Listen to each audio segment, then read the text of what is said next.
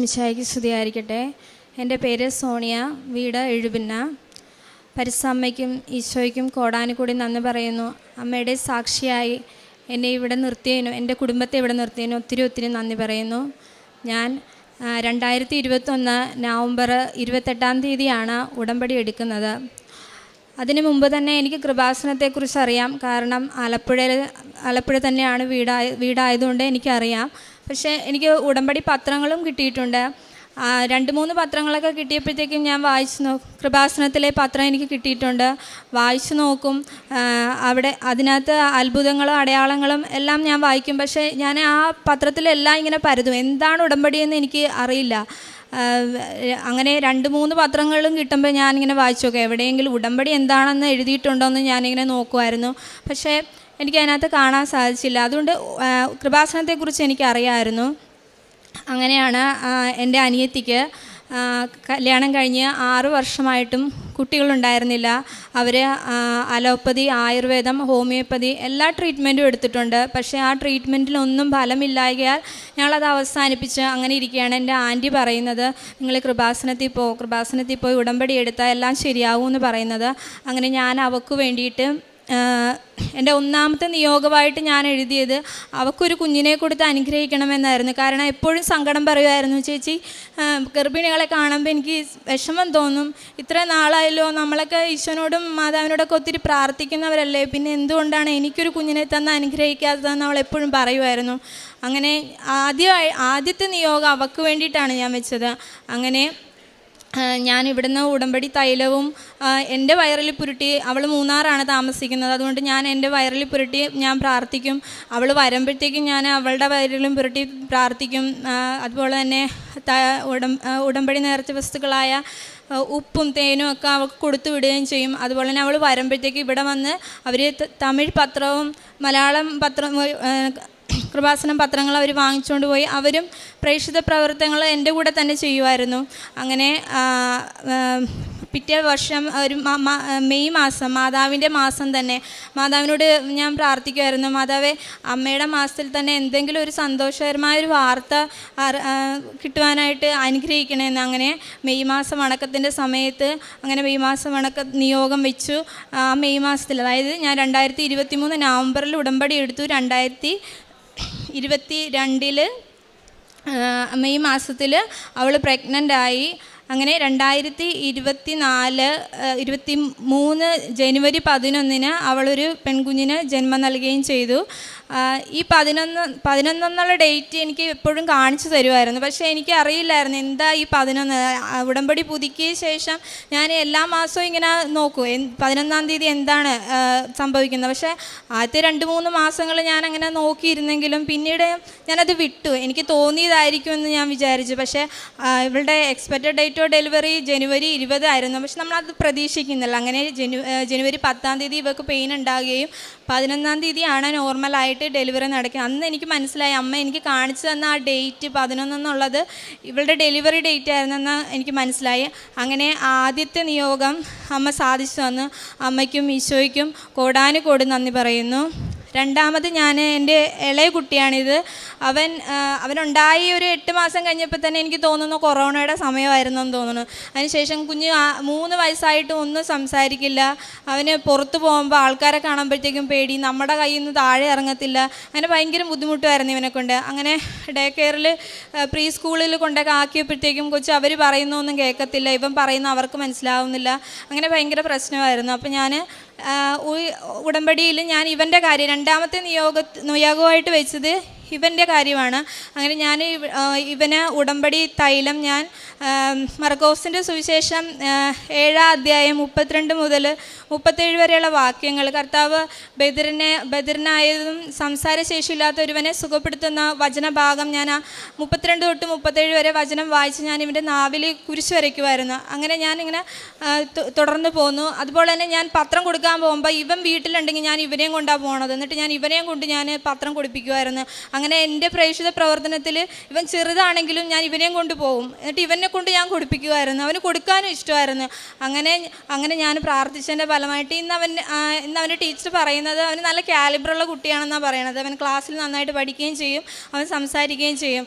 ഈശോയ്ക്കും പരിശുദ്ധ അമ്മയ്ക്കും കോടാനുകോടി നന്ദി പറയുന്നു. അടുത്തത് ഞാൻ നിയോഗം 6 എഴുതണമുള്ളതെന്ന് വിചാരിച്ച് ഞാൻ 3ാമത് വെച്ചത് എൻ്റെ വീട് പണിയാണ്. വീട് പണി ഞാൻ നടന്നുകൊണ്ടിരിക്കുന്ന സമയത്താണ് വീട് പണി നിയോഗം വെച്ചത്. കാരണം തികയ്ക്കണമല്ലോ എന്ന് വിചാരിച്ച് ഞാൻ എഴുതി വെച്ചതാണ്. പക്ഷേ എനിക്ക് ഏറ്റവും അടി കിട്ടിയത് അതിനായിപ്പോയി. കാരണം ഞാൻ നിയോഗത്തിൽ വെച്ച്, ശരിക്കും പറഞ്ഞാൽ നിയോഗത്തിൽ വെച്ച് കഴിഞ്ഞാൽ നമ്മളെല്ലാവരും വിചാരിച്ചേക്കണം നമുക്ക് എന്തെങ്കിലും ഒരു മെറിറ്റ് ഉണ്ടെങ്കിൽ ആ മെറിറ്റ് കൂടി ഇല്ലാതാവും. പിന്നെ കാരണം വേറൊന്നുമല്ല, ആ കാര്യം പിന്നെ മാതാവ് ഈശോയാണ് ഏറ്റെടുക്കണം. നമ്മുടെ കയ്യിലൊന്നുമല്ല അത്. നമുക്ക് എന്തെങ്കിലും ഉണ്ടെങ്കിൽ അവിടെ 0 ആയി പോകും. അത് അങ്ങനത്തെ ഒരു അവസ്ഥ. കാരണം വീട് പണി വളരെ ഭംഗിയായിട്ട് പോകുമ്പോഴാണ് ഞാൻ ഇവിടെ നിയോഗത്തിൽ വെച്ചത്. അമ്മേ, ഞാൻ ആഗ്രഹിക്കുന്ന നല്ലൊരു വീട് എനിക്ക് പണിത് തന്നെ. അത് മാത്രമേ ഞാൻ നിയോഗത്തിൽ വെച്ചുള്ളൂ. പക്ഷേ വെച്ചതിന് ശേഷം ഞങ്ങൾക്ക് തിരിച്ചടികളായിരുന്നു. കാരണം ഹസ്ബൻഡിൻ്റെ പാരൻസ് പ്രായമായവരാണ്. അവർ ഒരാൾ ഹോസ്പിറ്റലിലായി കഴിയുമ്പോൾ മറ്റേയാൾ ഹോസ്പിറ്റലിലാകും. അപ്പം നമുക്ക് ചിലവുകൾ ഭയങ്കരമായിട്ട് കൂടാൻ തുടങ്ങി. നമുക്ക് നമ്മുടെ കയ്യിൽ നിൽക്കാത്തൊരവസ്ഥയായി. വീട് പണി നമുക്ക് ശ്രദ്ധിക്കാൻ പറ്റുന്നില്ല, നമുക്ക് വേറെ ആരോടും നമുക്ക് കൈ നീട്ടാൻ പറ്റുന്നില്ല. അപ്പോൾ എനിക്ക് മനസ്സിലായി, എന്തായാലും മാതാവിൻ്റെ അടുത്ത് ഞാൻ എഴുതിയിട്ട കാര്യമാണ്, അമ്മ അത് നോക്കിക്കോളൂ. അതുകൊണ്ടായിരിക്കും എനിക്കിങ്ങനെ ഈ തടസ്സങ്ങളോ അല്ലെങ്കിൽ എനിക്ക് പരീക്ഷണങ്ങൾ ഉണ്ടാകുന്നതെന്ന് എനിക്ക് മനസ്സിലായി. അങ്ങനെ ഞാൻ നിയോഗത്തിൽ വെച്ച് 2023 സെപ്റ്റംബറിൽ എനിക്ക് സെപ്റ്റംബർ 24-ാം തീയതി ഞാൻ ആഗ്രഹിക്കുന്നതിലും ഇന്ന് ഞങ്ങളുടെ വീട് വന്ന് കണ്ടിട്ട് ആരും ഒരു മോശം പറയില്ല. അത് അമ്മ മാതാവിൻ്റെ വലിയൊരു കൃപയാണ്. അതങ്ങനെ തീർക്കാൻ പറ്റുമെന്ന് പോലും വിചാരിച്ചതല്ല. കാരണം വീട് പണിയും നന്നായിട്ട് നടന്ന് അപ്പനമ്മേനെ നന്നായിട്ട് നോക്കാനും പറ്റി. അതാണ് ഏറ്റവും വലിയ സന്തോഷം. അവരുടെ കാര്യത്തിൽ ഒരു കുറവും പറ്റിയില്ല, ഞങ്ങളുടെ കാര്യത്തിലും മാതാവ് ഒരു കുറവും വരുത്തിയില്ല. കാരണം ആരുടെ മുമ്പിൽ കൈ നീട്ടാതെ ഞങ്ങൾക്ക് അത് പൂർത്തീകരിക്കാൻ പറ്റി. അതാണ് ഏറ്റവും വലിയ സന്തോഷം. അതിന് മാതാവിനും ഈശോയോടും നന്ദി പറയുന്നു. പിന്നെ അടുത്ത സാക്ഷ്യം എന്ന് പറയുന്നത് ഇത് എൻ്റെ പപ്പയാണ്. പപ്പയ്ക്ക് 2018 ലിവറിന് ഒരു വലിയൊരു സർജറി നടന്നതാണ്. അതിനുശേഷം പപ്പ ലിവറിൻ്റെ പ്രഷറിൻ്റെ ഗുളിക കഴിക്കുന്ന ആ ഒരു ഗുളിക മാത്രമേ ഉള്ളൂ പപ്പയ്ക്ക്. അങ്ങനെ ഇരിക്കും ഞങ്ങൾ രാജഗിരി ഹോസ്പിറ്റലിലാണ് അതിൻ്റെ ഫർദർ ചെക്കപ്പിനായിട്ട് പോകുന്നത്.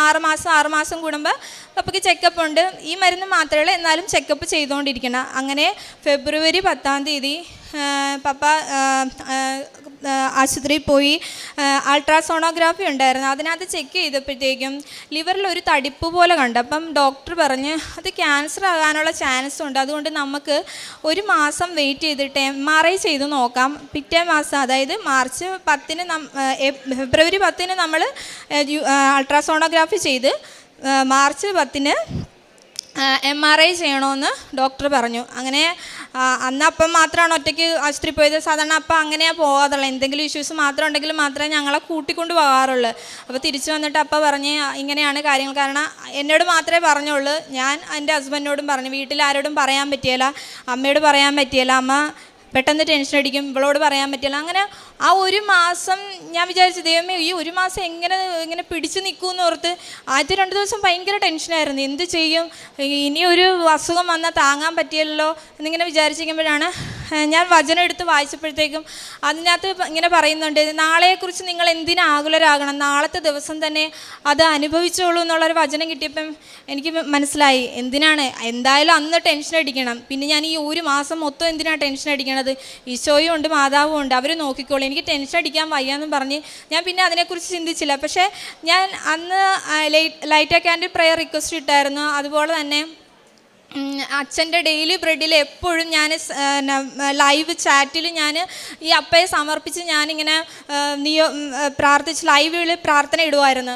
അങ്ങനെ ഒരു ദിവസം അച്ഛൻ പറഞ്ഞ് ഡെയിലി ബ്രെഡിൽ അച്ഛൻ പറയുന്നുണ്ടായിരുന്നു, നിങ്ങൾ സ്നേഹിക്കുന്ന എന്തിനെക്കുറിച്ചാണോ നിങ്ങൾ വേദന തിന്നുന്നത് ആ കാര്യം ഈശോ ഏറ്റെടുത്തിട്ടുണ്ടെന്ന് ഇങ്ങനെ പറയുന്നത്. അപ്പം ഞാനങ്ങനെ വിഷമിച്ചു. കാരണം ആരോടും എനിക്ക് ഷെയർ ചെയ്യാൻ പറ്റണില്ല. എൻ്റെ സങ്കടം ഞാൻ പറയുന്നത് എൻ്റെ പരിസ്ഥിതി ചോദിച്ചത് അമ്മയോടാണ്. എൻ്റെ അമ്മയോട് പറയാൻ പറ്റത്തില്ല, അമ്മ ഭയങ്കര ടെൻഷനുള്ള ആളാണ്. അപ്പം അന്ന് എനിക്ക് ഉറപ്പായി എന്തായാലും മാതാവ് ഇതിന് ഒരു പരിഹാരം ഉണ്ടാക്കുമെന്ന്.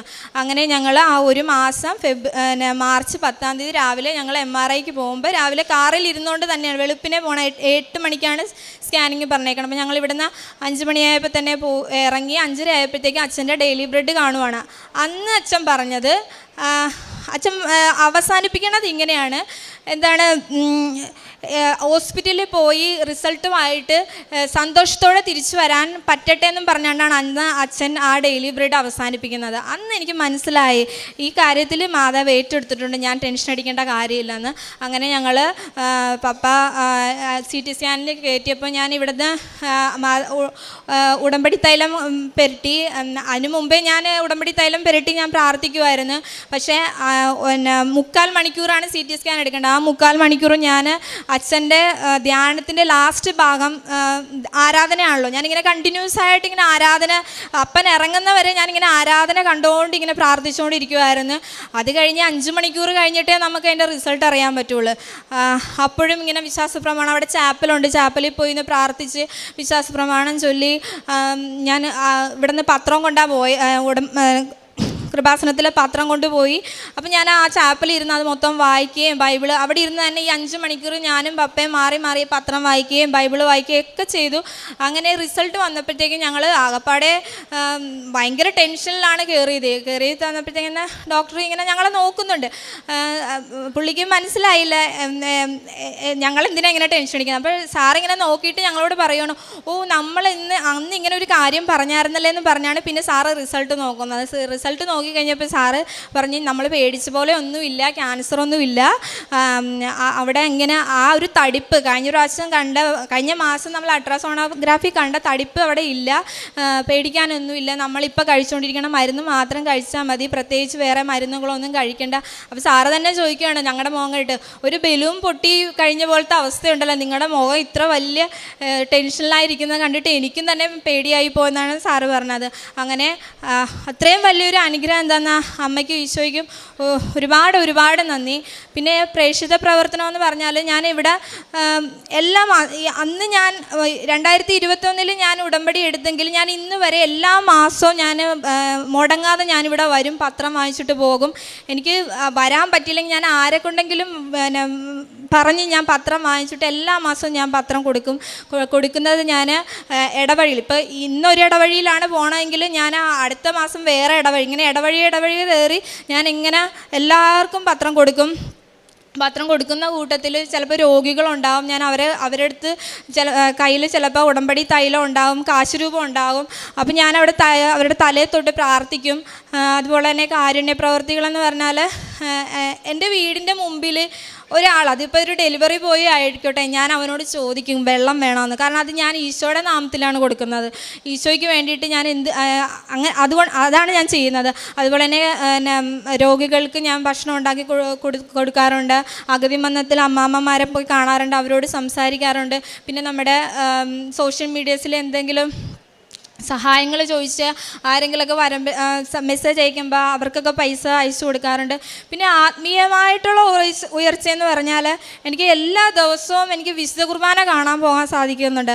അതെന്ന് പറഞ്ഞാൽ ഞാനൊരു സാക്ഷി ഇവിടെ ഞാൻ പണ്ട് ഒരു അർജുനൻ എന്ന് പറയുന്ന ഒരു മകനാണ്, അവൻ അക്രൈസ്തവനാണ്. അവൻ വിശുദ്ധ കുർബാന മറ്റുള്ളവർ സ്വീകരിക്കുന്ന കാണുമ്പോഴത്തേക്ക് അവനിങ്ങനെ കൊതിയോടുകൂടി നോക്കി നിൽക്കുന്നു എന്നുള്ളൊരു സാക്ഷ്യം. അപ്പം ഞാൻ വിചാരിച്ചു, ദൈവം ഒരു ക്രിസ്ത്യാനിയായിട്ട് എനിക്ക് എന്നോട് തന്നെ പുച്ഛം തോന്നി. ഇത്രയും വലിയൊരു അനുഗ്രഹം ദൈവം ജന്മനാ തന്നിട്ട് പോലും എൻ്റെ ഈശോനെ സ്വീകരിക്കാനായിട്ട് എനിക്ക് പോകാൻ പറ്റുന്നില്ല. അവൻ എന്ത് സന്തോഷത്തോടും എന്തു കൊതിയോടും കൂടിയാണ് ഈശോനെ നോക്കുന്നത്. ഞാൻ വിചാരിച്ചു എന്തുകൊണ്ട് എനിക്ക് പറ്റില്ല. പക്ഷെ അന്ന് ആ സാക്ഷ്യം കണ്ടതിന് ശേഷം ജോസഫ് അച്ഛൻ പറയാറുണ്ട്, നമുക്ക് സുഖമില്ലെങ്കിൽ നമുക്ക് പാടില്ലാതിരിക്കുന്ന സമയത്ത് കുർബാന കാണാൻ പോയാൽ അത് 10 മാർക്ക് ഗ്രേസ് മാർക്കാണെന്ന്. അതുകൊണ്ട് പാടില്ലാത്ത സമയത്ത് അന്ന് ഞാൻ കൂടുതൽ തീഷ്ണതയോടുകൂടി എണീറ്റ് വിശുദ്ധ കുർബാനയ്ക്ക് പോകും. അതുപോലെ തന്നെ 2 ആഴ്ച കൂടുമ്പോൾ കുമ്പസാരിക്കാറുണ്ട്. ഏറ്റവും ഉപരിയായി വീട്ടിൽ ഞങ്ങൾ സന്ധ്യാപ്രാർത്ഥന മുടക്കാറില്ല, ജപമാല മുടക്കാറില്ല. എൻ്റെ ഹസ്ബൻഡ് പള്ളിയിലൊക്കെ പോണ ആളായിരുന്നു. കല്യാണത്തിന് മുമ്പ് പുറത്തു നിന്ന് കുർബാന കണ്ട ആളാണെങ്കിൽ എന്നെ കല്യാണം കഴിച്ചതിന് ശേഷം പള്ളിയിലകത്ത് കയറി നിന്ന് കുർബാന കാണാൻ തുടങ്ങി. ഇപ്പം എൻ്റെ കൂടെ കുർബാനയ്ക്ക് എന്നെക്കാളും ഇതായിട്ട് പുള്ളിയാണ് വരുന്നത്. പുള്ളി വന്ന് ഇവിടെ ഉടമ്പടി എടുത്തിട്ടുണ്ട്. അതുപോലെ തന്നെ കുഞ്ഞുങ്ങളാണെങ്കിലും അവർക്ക് എന്ത് വേദന വന്നാലും ഓടിപ്പോയി അവർ ഉടമ്പടി തൈലം വന്നിട്ട് നമ്മളോട് പറയും, അമ്മ ഇവിടെ വേദന ഉണ്ടോയെന്ന് പെരുട്ടി തരാമെന്ന് ചോദിക്കും. അങ്ങനെ ഒത്തിരി അനുഗ്രഹങ്ങൾ. ഇവിടെ ഞാൻ എൻ്റെ പ്രധാനപ്പെട്ട ഉടമ്പടി നിയമങ്ങൾ മാത്രമേ പറഞ്ഞിട്ടുള്ളൂ. പക്ഷേ എനിക്ക് ഒത്തിരി അനുഗ്രഹങ്ങൾ, അത് പറഞ്ഞു തീരാത്ത ഒത്തിരി അനുഗ്രഹങ്ങൾ തന്നിട്ടുണ്ട്. പിന്നെ എനിക്ക് എപ്പോഴും പെട്ടെന്ന് ദേഷ്യം വന്ന ഒരാളായിരുന്നു. വെട്ടൊന്നും മുറി രണ്ട്, അങ്ങനെ ആരാണെന്നൊന്നും നോക്കില്ല, പറഞ്ഞു കഴിഞ്ഞാൽ തിരിച്ച് അങ്ങോട്ട് പറയും. പക്ഷെ ഇന്ന് എനിക്കറിയാം ഞാൻ മറ്റുള്ളവരെ പോലെയല്ല, ഞാൻ ഉടമ്പടിയിൽ നിൽക്കുന്ന ഒരാളാണ്. അതുകൊണ്ട് ഞാൻ ചിന്തിച്ച് മാത്രമേ ഞാൻ സംസാരിക്കാറുള്ളൂ. അതുപോലെ തന്നെ മറ്റുള്ളവരുടെ വിഷമം കാണുമ്പോഴത്തേക്ക് അന്ന് എൻ്റെ വിഷമമാണെന്നും അവർക്ക് വേണ്ടി പ്രാർത്ഥിക്കാൻ ഞാൻ കൃപാസനം പത്രം കൊടുക്കുമ്പോൾ എല്ലാവരോടും ഞാൻ പറഞ്ഞാണ് കൊടുക്കുന്നത്. ഞാൻ പ്രാർത്ഥിക്കാൻ കേട്ടോ, മാതാവ് അനുഗ്രഹിക്കട്ടെ എന്ന് പറഞ്ഞാണ് ഞാൻ കൊടുക്കുന്നത്. അതുപോലെ തന്നെ ഞാൻ എപ്പോഴും എന്നെ കളിയാക്കിയിട്ടുണ്ട് ഒത്തിരി പേര്. എൻ്റെ ബന്ധുക്കാർ തന്നെ, എൻ്റെ പള്ളിയിൽ അച്ഛനൊക്കെ എന്നെ കളിയാക്കിയിട്ടുണ്ട്. നിനക്ക് നാണമില്ലേ കൃപാസനത്തിലേക്ക് പോയി ഈ പത്രവും കൊടുത്ത് നടക്കാൻ, ഇത്രയും പ്രായമുള്ളതെന്നൊക്കെ പറഞ്ഞിട്ട് എന്നെ ഒരുപാട് കളിയാക്കിയിട്ടുണ്ട്. പക്ഷേ അപ്പോഴൊന്നും ഞാൻ അവരോട് എതിർത്തൊന്നും ഞാൻ പറഞ്ഞിട്ടില്ല. ഞാൻ എപ്പോഴും മനസ്സിൽ വിചാരിക്കാം, ഈശോയെ അവർക്ക് നിന്നെ ഒന്ന് അനുഭവിക്കാൻ ഒരു അവസരം കൊടുക്കണേ. കാരണം നമുക്ക് ദൈവത്തിൻ്റെ അനുഭവം ഉണ്ടായാലേ നമുക്ക് അതിൻ്റെ വില അറിയാവുള്ളൂ. കാരണം അനുഭവം ഉള്ളവന് എന്നും ദൈവം എന്താണെന്ന് അറിയാം. പക്ഷെ അനുഭവം കിട്ടാത്തവന് നമ്മൾ എന്ത് പറഞ്ഞു കൊടുത്തിട്ടും കാര്യമില്ല. പക്ഷെ ആ ദൈവാനുഭവം ഉണ്ടാണെങ്കിൽ കർത്താവ് നമ്മോട് കരുണ കാണിക്കണം. അപ്പം ഞാൻ എപ്പോഴും പ്രാർത്ഥിക്കും, ഈശോയെ എന്നെ ഈ കുറ്റം പറയുന്നവരോട് കരുണ കാണിക്കണേ, നിന്നെ ഒന്ന് അനുഭവിക്കാൻ, നിന്നെ ഒന്ന് സ്നേഹിക്കാൻ, നിൻ്റെ വില മനസ്സിലാക്കാനായിട്ട് അവർക്ക് പറ്റണേന്ന് ഞാൻ എപ്പോഴും പ്രാർത്ഥിക്കാറുണ്ട്. അങ്ങനെ മറ്റുള്ളവർക്ക് വേണ്ടി പ്രാർത്ഥിക്കാനും ഇന്ന് എനിക്കറിയാം എൻ്റെ നിയോഗങ്ങളെക്കാളും ഒക്കെ ആയിട്ട് ഉപരിയായിട്ട് എനിക്ക് എൻ്റെ ഈശോയാണ് വലുത്. ഇന്ന് നിയോഗങ്ങൾ ഞാൻ എഴുതിയിടും, പക്ഷെ ഞാൻ മറന്നു പോകും. എനിക്ക് ആവശ്യമുള്ളതാണെങ്കിൽ എൻ്റെ അമ്മയും മാതാവും ഈശോയും ചേർന്ന് എനിക്ക് തരുമെന്ന് എനിക്ക് നല്ല ഉറപ്പുണ്ട്. ഞാൻ നിയോഗങ്ങളെപ്പറ്റി ഞാൻ ബോധേഡല്ല, പക്ഷേ എനിക്ക് നിത്യത വേണമെന്നുള്ളൊരു ബോധ്യം എനിക്കൊന്നുണ്ട്. ഞാൻ 1ാം ക്ലാസ് തൊട്ട് 12ാം ക്ലാസ് വരെ വേദപാഠം പഠിച്ചിട്ട് കിട്ടാത്തൊരു വലിയൊരു അനുഭവം. കാരണം ഈശോയാണെന്നും നിത്യതയാണെന്നും നമ്മുടെ ജീവിതം നമ്മൾ ഈശോ ഇങ്ങോട്ട് വിട്ടേക്കുന്നത് നിത്യതയിലേക്കുള്ള യാത്രയിൽ നമ്മളിവിടെ കാരണം പരീക്ഷയ്ക്ക് നമ്മൾ പഠിക്കുന്ന പോലെ നിത്യതയ്ക്ക് വേണ്ടി നമ്മൾ നിത്യതയിലേക്ക് പ്രവേശിക്കുമ്പോൾ ചെയ്തു തീർക്കാവുന്ന ഒരുപാട് കാര്യങ്ങളുണ്ട്. ആ കാര്യത്തിന് വേണ്ടിയിട്ടാണ് ഈശോ നമ്മളെ ഇങ്ങോട്ട് വിട്ടേക്കുന്നതെന്നുള്ളൊരു ബോധ്യം എനിക്കുണ്ട്. ഇത്രയും വലിയ അനുഗ്രഹങ്ങൾ തന്ന ഈശോയ്ക്കും അമ്മ മാതാവിനും കോടാനുകോടി നന്ദി.